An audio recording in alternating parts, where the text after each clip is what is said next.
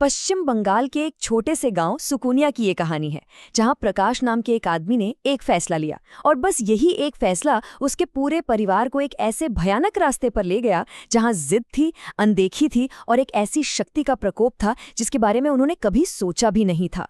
ये कहानी इस बात का एक बहुत ही डरावना उदाहरण है कि कैसे किसी एक इंसान की एक छोटी सी लगने वाली गलती उसके पूरे परिवार के लिए एक कभी न खत्म होने वाले बुरे सपने में बदल सकती है।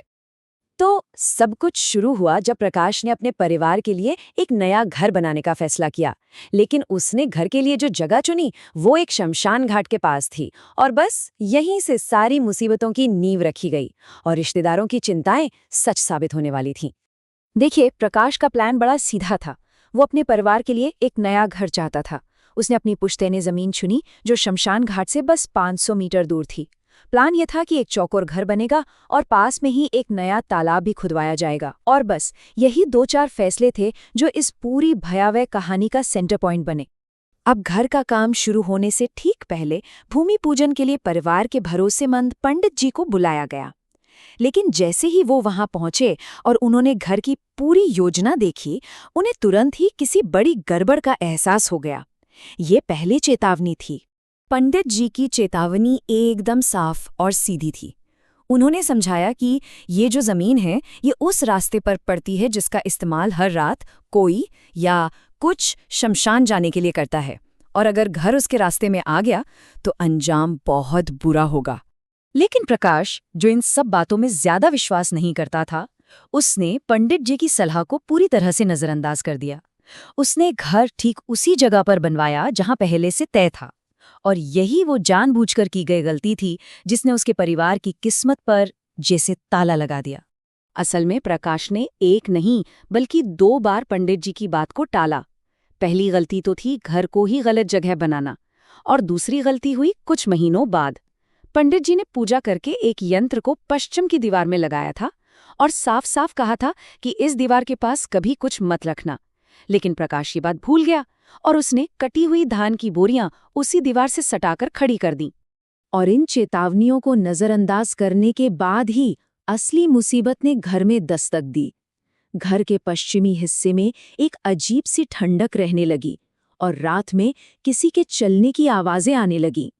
इन आवाजों से परेशान होकर प्रकाश ने फैसला किया कि वो खुद पता लगाएगा कि आखिर माजरा क्या है। पहली रात प्रकाश ने एक बूढ़ी औरत को वहां से गुजरते देखा। अगली रात कुछ नहीं हुआ, सन्नाटा। लेकिन तीसरी रात वो औरत फिर से दिखाई दी। इस बार प्रकाश ने हिम्मत करके उसे आवाज दी, कौन है? और तभी वो औरत रुकी, धीरे से मुड़ी और सीधे उसकी खिड़की के सामने आकर खड़ी हो गई। और जो प्रकाश ने देखा वो किसी इंसान का चेहरा हो ही नहीं सकता था। उसकी साड़ी गीली थी पर हवा में जरा भी नहीं हिल रही थी। उसकी आंखों में पुतलियां नहीं थी, बस एक धुंधला सा ग्रे रंग था। चेहरे पर एक अजीब सी चिपकी हुई मुस्कान थी और कमरे में अचानक सड़ी हुई मछली और कचरे की एक भयानक बदबू फैल गई।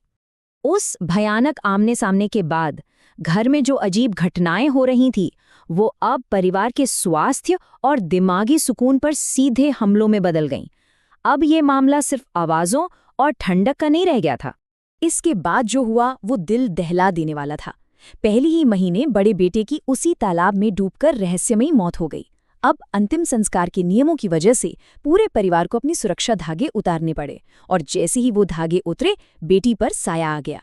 फिर माँ बुरी तरह जल गई और दूसरा बेटा भी लगभग मौत के मुंह में चला गया था।